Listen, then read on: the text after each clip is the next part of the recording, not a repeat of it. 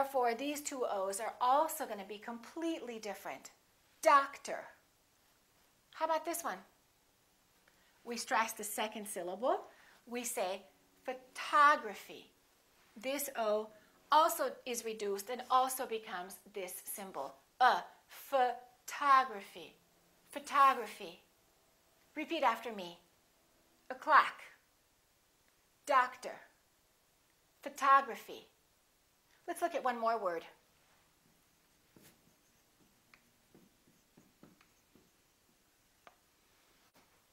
Atom, atom. Exactly the same pronunciation. This syllable is stressed. This syllable is stressed. This O is reduced. This A is reduced. Therefore, they are the same sound. And remember, T between two vowels sounds exactly like the D. Atom, atom. Let's practice a few more words that sound exactly the same, but they're spelled slightly differently. Lesson, lesson. I'm learning a new lesson, and I would like to lessen it. To lessen means to reduce. Caller, caller. A caller can be someone who calls you on the phone. You have a caller. Or, this is the collar of my jacket. Profit, profit. I would like to make a profit, meaning making money. Or, he is a prophet, a religious person or someone who sees the future. Let's try one more. Seller, seller. A seller is someone who sells something, kind of like a salesman, and the cellar is a room under your house. All right, now you're going to see some words on the board, and I want you to ask yourself, which syllable do you think is stressed? And then I would like you to reduce the other syllables and make the sound like this. Let's take a look at some words now. I would like you to take a few moments and to decide which syllable you think should be stressed and which vowels you think should be reduced and sound like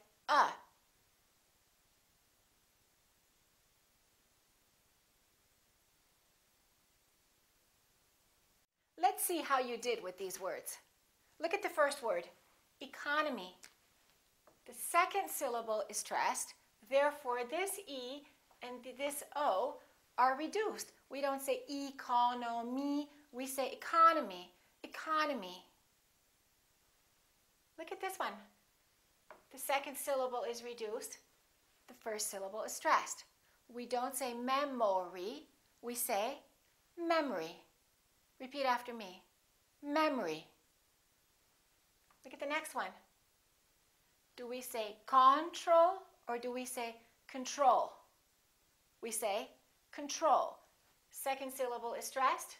The first O is reduced. Con. Repeat after me. Con. Control. The next one is the same. This O is reduced. Con. This syllable is stressed. Contain. Repeat. Contain. Let's look at this one. This is a commonly confused word by a lot of people. Develop. Second syllable is stressed. This is reduced. This is reduced. Develop. Once in a while you will hear people say develop, or they might say economy, but for the most part, generally people just say economy, develop. What do we say? Europe or Europe? I'm from Europe. Don't say I'm from Europe. This is stressed. The O, once again, is reduced. Repeat. Europe. How about this one? This is the most stressed syllable right here, the A. Information. So we don't say infor, and we don't say mation. We don't say information. We say information. Once again, information. And the final word, once again, the second syllable is stressed. The O and the IA are both reduced. So it's not com or calm, it's come, come. Commercial. Don't say commercial or commercial. It's O. Commercial. All right, let's practice these words again really quickly. Economy. Memory. Control. Contain. Develop. Europe. Information. Commercial. The more you listen to spoken English, the better your syllable stress and syllable reduction are going to get, because these words are going to become more familiar to you and you will automatically get a feeling for which syllables you're supposed to stress. Also, remember to always write down new words if you're not sure which syllable to stress. And then ask a native speaker to read them for you. And the more you do this, the better your syllable stress and reduction will get.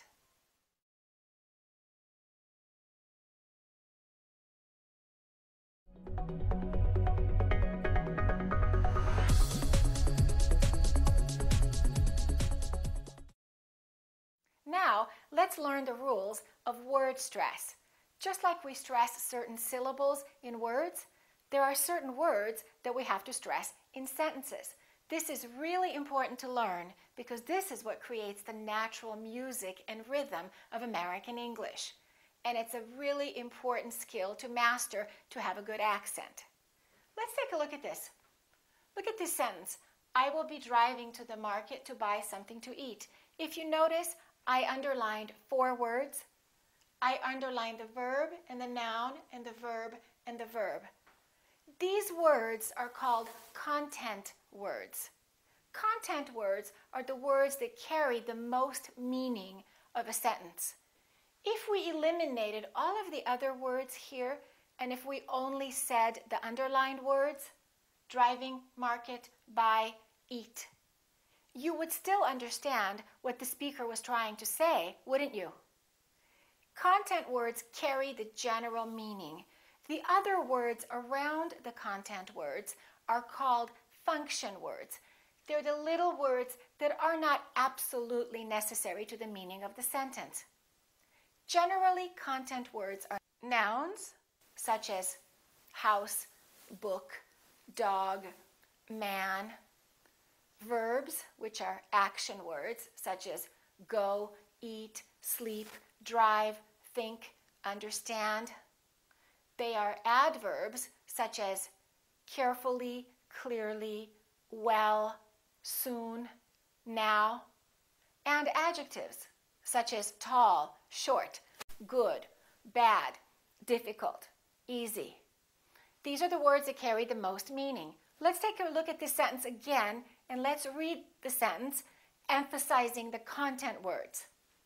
I will be driving to the market to buy something to eat. I will be driving to the market to buy something to eat. Let's try to outline what this looks like. I will be driving to the market. You're going to jump up the staircase, go higher to buy something, and then something is also going to be reduced to buy something to eat. I will be driving to the market to buy something to eat. Let's do it again. I will be driving to the market to buy something to eat. That's the rhythm of English. Let me teach you a few rules about that. When we have 2 content words, generally the second word gets more stress. For example, I got a job. Got is a verb, job is a noun. They're both content words, but job gets more stress because it's a second word. I got a new job. I got a job. I got a great job. Do me a favor. Do is important, but favor gets more stress because it comes at the end. Do me a favor. Do me a favor. See you later. What do we say? Do we say, see you later? Or do we say, see you later? Let's try a few more. Let's go for a walk. Walk is going to get the stress. Let's go for a walk. Let's go for a walk. Go gets some stress, but walk gets a lot more stress. Okay, one more sentence. Did you do your homework? Did you do your homework? Repeat after me. Did you do your homework? Let's compare two sentences now. Repeat after me. Did you get it? Did you get the job? If you notice, in the first sentence, I emphasized get, but I didn't emphasize it, because it is not a noun, it is a pronoun. In the second sentence, I said, did you get the job, because job is a noun. So we reduce pronouns and we stress nouns. One more time. Did you get it? Did you get the job? Let's do a few more sentences like that. Did you see it? Did you see the film? Who stole it? Who stole my money? Who stole my money? Now we're going to add another element at the end of the word, a few other words actually. Listen carefully. Who stole the money from me? From is a preposition, so we don't stress it. It's not a content word. It's a function word. And me is a pronoun. From me. So both of those words are reduced. Listen again. Who stole the money from me? One more. I was washing the dishes. I was washing the dishes for her. He's fixing the car. He's fixing the car for them. He's fixing the car for them. Take a look at the screen now. First, you will have a chance to try to figure it out on your own, and then you will see another screen after that with words in capital letters, and the capital letters represent the words that you're supposed to stress.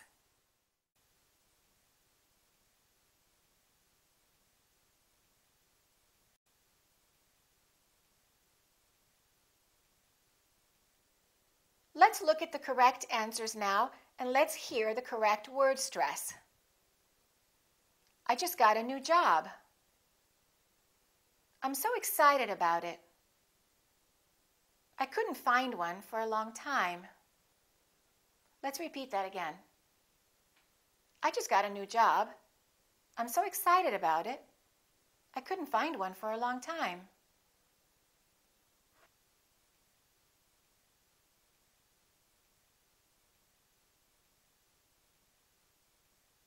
Let's look at the answers now. I'm working at the store. I'm selling women's shoes. I started working there last week. Repeat. I'm working at the store. I'm selling women's shoes. I started working there last week.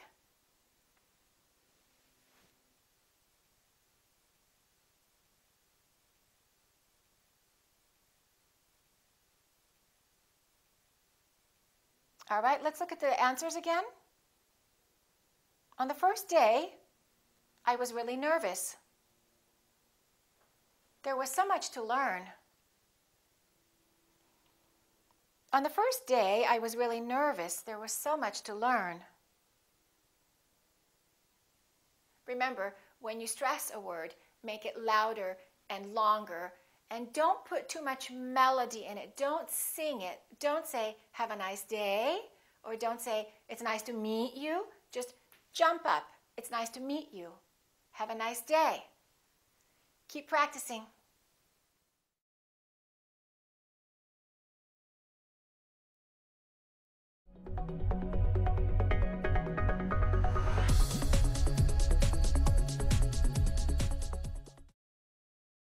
Let's talk about what happens when we have a long sentence and when there are a lot of content words in one sentence. Let's learn how to divide the sentences into what we call thought groups. Look at our sentence again. I will be driving to the market to buy something to eat. We have 4 different content words, but we can say we have 2 different thought groups. One of them is, I was driving to the market. That's a unit that can go together. I was driving to the market.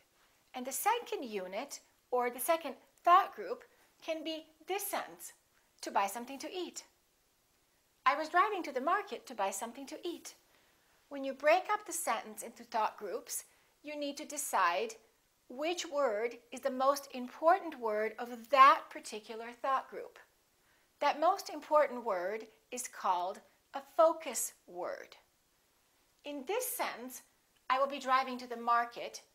Market is the focus word. Usually the focus word is towards the end of the thought group. I was driving to the market. And then you can pause to buy something to eat. And eat is your second focus word. So this sentence has two focus words. Sometimes a sentence can have three. For example, I was driving to the market to get something to eat because I was very hungry. Hungry can be the third focus word. If your sentences are long, it's very important to divide them. How do you divide them? Just use your instinct. It's kind of a natural place to pause. You wouldn't, for example, say, I will be driving to. You wouldn't pause here, right? You would say, I will be driving to the market. So it's kind of logical. You can also pause here if you want to. I will be driving to the market. Listen, I will be driving to the market, or I will be driving to the market. You have a little bit of a choice of where you need to pause and where you break up the thought group. It depends on you. It depends on how quickly you want to speak. The important thing to remember is when you have a thought group, emphasize one key word the most. Let's try another sentence like that. I was watching a movie with my friends when suddenly it began to rain. Obviously, that's a really long sentence. If you don't put any melody in that sentence, if you don't stress any words in that sentence, that's going to be a hard sentence to understand. So let's break it up. I was watching a movie. That's your first thought group. The focus word would be movie. Repeat after me. I was watching a movie. With my friends. With my friends could be another thought group. I was watching a movie with my friends. Or if you want to speak a little faster, you can say, I was watching a movie with my friends. I would personally prefer to pause. I was watching a movie with my friends. When suddenly it started to rain. When suddenly it started to rain. Rain would be your focus word. When suddenly it started to rain. Listen again to the whole sentence. I was watching a movie with my friends when suddenly it started to rain.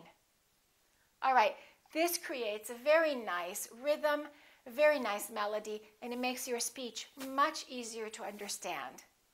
Let's practice another sentence. I was so tired that I couldn't wait to get home. I was so tired that I couldn't wait to get home. That's three thought groups, or two thought groups. I was so tired that I couldn't wait to get home. It's kind of up to you. I prefer the second one in this case. I was so tired that I couldn't wait to get home. Let's practice some sentences now. If I forget to pay my bill, please remind me about it. In that sentence, we have two focus words, bill and remind. Let's read the sentence again. If I forget to pay my bill, please remind me about it. He wants to know if you need anything from the supermarket. He wants to know if you need anything from the supermarket. Did you know it was snowing in all parts of the East Coast? Did you know it was snowing in all parts of the East Coast?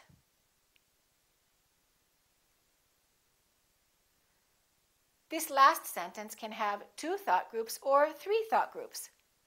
When we climbed to the top of the mountain, we could see the ocean. Or two thought groups. When we climbed to the top of the mountain, we could see the ocean.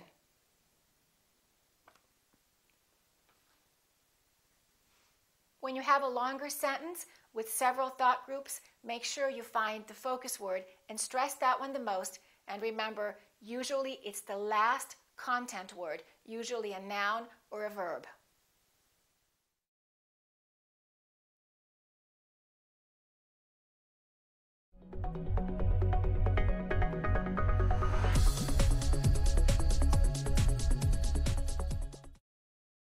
Let's learn another rule about which words to stress. We will talk now about adjectives and nouns. Listen to this sentence. It's a hot day. Hot is an adjective, day is a noun. Which one sounds correct to you? It's a hot day or it's a hot day? Do we stress the adjective or do we stress the noun? In English, we stress the noun more. In a lot of languages, the adjective gets more stressed and people say it's a hot day. In English, we say it's a hot day. You did a good job. I have blonde hair. So I don't say I have blonde hair. I say I have blonde hair. I'm wearing a black jacket. I'm wearing a black blouse and a black jacket. Listen to that rhythm of that sentence again. I'm wearing a black blouse and a black jacket. We emphasize the noun. That's a very important rule. If you say I'm wearing a black blouse and a black jacket, it sounds really strange to the people who are listening to you. It sounds like a foreign accent, and sometimes it may be difficult to understand, again, if you're speaking quickly. Let's practice some more. I have brown eyes. I have a nice job. I have an older brother.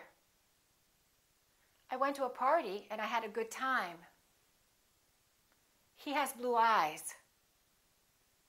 Take a minute now and describe some things about yourself, about your hair, about your eyes, about what you're wearing today. For example, I'm wearing black shoes. I'm wearing a gold ring. Describe yourself, emphasize the noun, not the adjective. If the adjective is alone, then we do stress it, of course. For example, he's tall. It's hot. That was good. But if we have a noun, then we say, he's a tall man. It's a hot day. That was a good job. Let's practice some more sentences now. That was fast. That was a fast flight. I have $5. I have $5. It's old. It's an older film.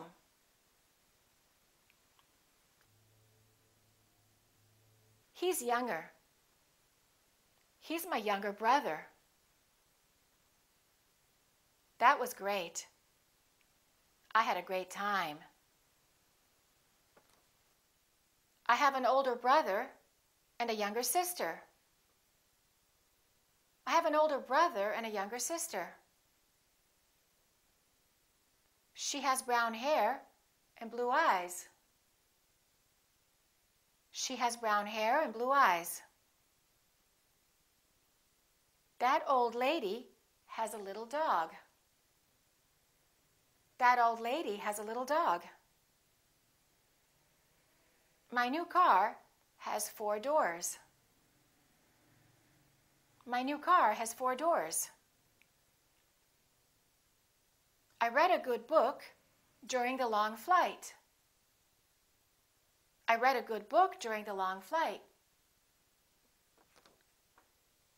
What happens when we have 2 adjectives before a noun? For example, big black dog, angry old man, long hot shower. In that case, we emphasize the first adjective and the noun. Big black dog, angry old man, long hot shower. That's all there is to it. Keep practicing.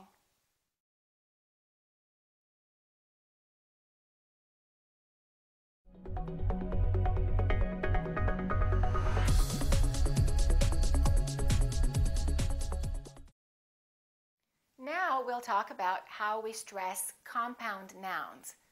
Compound nouns are 2 words that represent one thing. For example, credit card. credit card. Two words representing one object, we stress the first word. Repeat after me, credit card. Also, say these two words as one word. Join them together. Don't say credit card, say credit card. Let's practice some compound nouns. For example, let's talk about the eyes. Eyelid. We say eyelid. Eyebrow. Eyebrow. Forehead. Forehead. Earring. Earring. How about hair? Let's think of some compound nouns that have the word hair in it. Hairstyle sounds like hairstyle. Hair color sounds like hair color. Hairbrush, hairbrush. Hair salon, hair salon.